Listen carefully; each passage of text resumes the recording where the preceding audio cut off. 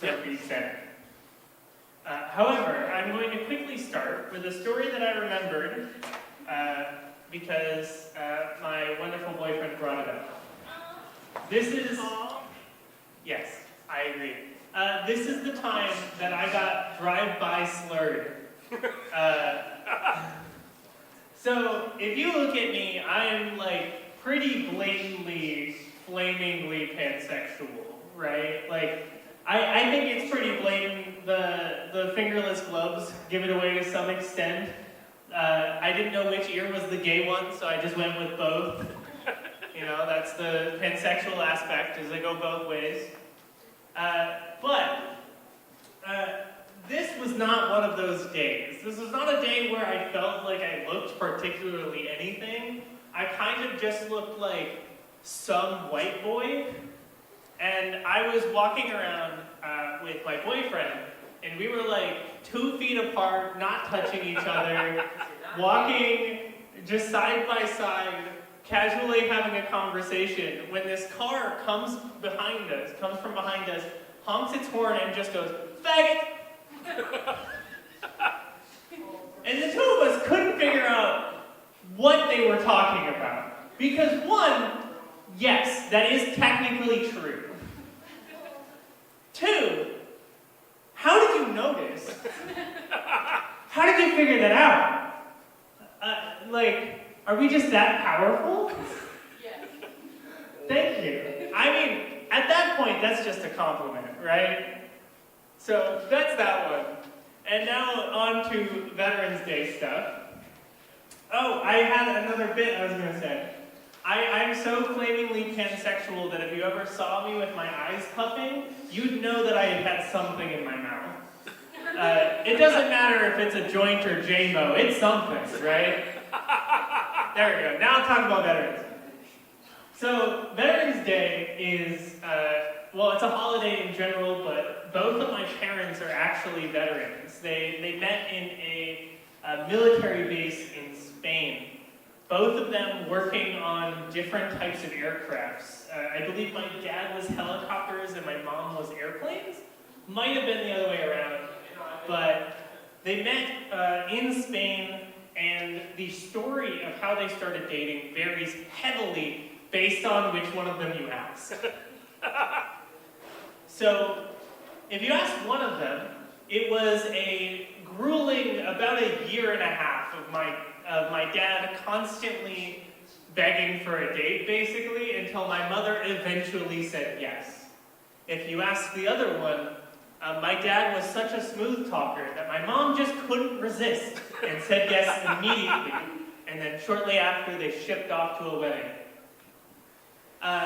You'll never guess which one of them said which. Now, the thing about that story that they don't tell you when you ask is that my dad was married at the time.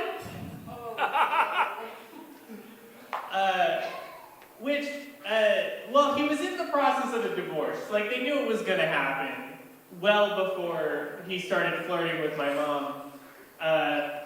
But he was still married at the time. And in fact, it became such a problem that he was still married and the divorce was still happening that it actually pushed the wedding back a few times to the point where my sister was like already in my mom by that point. So my sister is in fact a bastard. Which is great for me because, like, no matter what, I have something over her entire life. One, you're a bastard, which is true. I can just say that whenever I want. And two, it doesn't matter what you say to me. Between the two of us, I was planned. And, like, my parents, when they get drunk, they will tell you fucking anything you want to know. Which is not that fun, admittedly. But they will do it. I know how my sister was conceived on a golf course. Apparently my dad has a really good stroke. Hauling someone. And the other fun story that you'll get out of my mom, which, by the way, when my mom is drunk, you can tell. you can tell when she's drunk because for some reason her hair spikes up just throughout the day. And I think it's because she'll do this.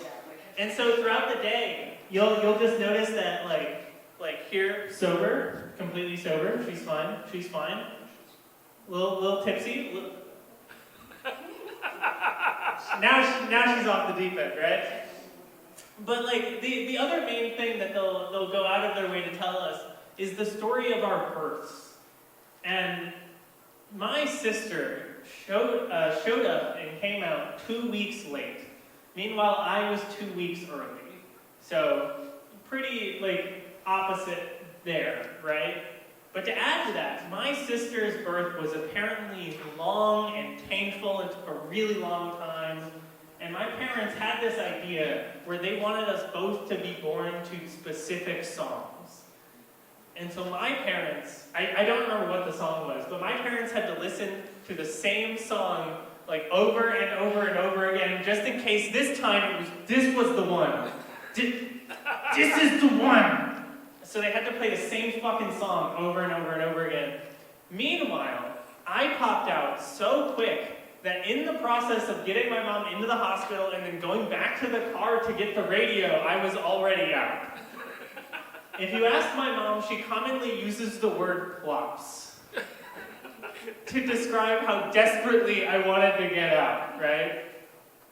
Apparently, it was an incredibly easy birth. Which, you know, I was premature by only like 2 weeks, but I was a small baby, kind of flopped out. But I think it's very fitting, because now when I go into vaginas, I'm also small. It's a joke about my penis. We got that. Yeah, it is a little joke. Yeah. I make small penis jokes sometimes. Another interesting thing about when I was born is that apparently I was born like tan and with really dark hair to the point where my dad for a little bit was concerned that I was Mexican. And both of my parents are the whitest people you'll ever see. So that started a whole controversy about my mom potentially cheating. Turns out I'm not Mexican, I'm boring. Other notable things about my parents is that, well, I mean, they're both veterans. They were relatively high-ish ranking. They got into it in very different ways. For example, my dad had very low grades in pretty much everything, and so that's just where he ended up. And my mom, on the other hand, had very high grades, and she didn't want to pay for college. So she went into it, and in fact, the reason that they both ended up in the Marines is because it was the one that she thought required the least amount of math. Anyway, that's it. Yeah.